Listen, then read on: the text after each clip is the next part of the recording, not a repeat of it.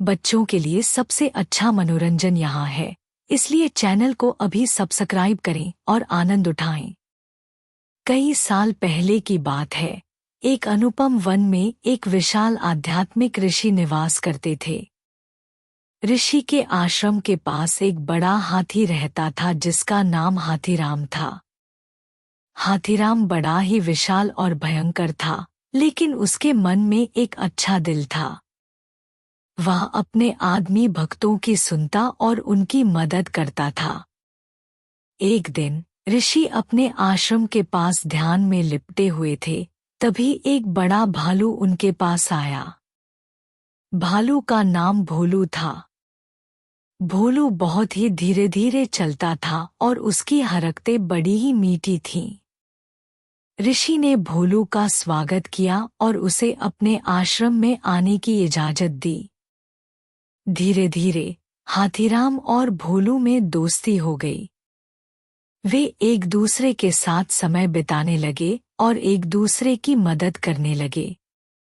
ऋषि ने देखा कि उनकी दोस्ती कितनी अनूठी है और वह उन्हें अपने आश्रम के बड़े परिसर में छुट्टी देने का निर्णय लिया। एक दिन वन में एक बड़ा समस्या आई। एक बड़ी सांप वहां घुस गई थी और लोगों को डरा रही थी। रास्ते में जाने वाले लोग डर के मारे अपने घरों में बंद हो गए थे। ऋषि, हाथीराम और भोलू ने मिलकर सांप को देखा और तत्काल एक योजना बनाई। हाथीराम ने अपनी विशाल आकार का इस्तेमाल करके सांप को धमाकेदार धक्के से मारा। भोलू ने तेजी से उसका पीछा किया और उसे उसके अंतिम घर में धकेल दिया। सांप अंत में हार गई और उसने वहां से निकलने का निर्णय किया। ऋषि, हाथीराम और भोलू की यह बहादुरी और जुझारूपीता वन के लोगों के दिलों में बस गई। उनकी इस दृढ़ता और साहस ने उन्हें वन के नए राजा महाराजा बना दिया। वे अब वन के लोगों के लिए एक नई उम्मीद का प्रतीक बन गए थे। इसी प्रकार ऋषि, हाथीराम और भोलू की इस अनूठी दोस्ती ने वन के लोगों के दिलों को जीत लिया और उन्हें नई राह दिखाई।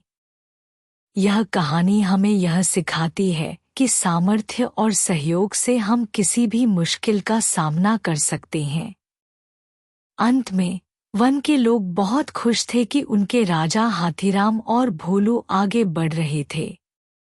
उनकी दृढ़ता, साहस और बुद्धिमत्ता ने उन्हें वन के नए युग की ओर ले जाया। इसी दिनी वन के लोगों ने ऋषि, हाथीराम और भोलू की अनवरत याद रखी। उनकी यह कहानी वन के इतिहास में हमेशा के लिए बनी रही।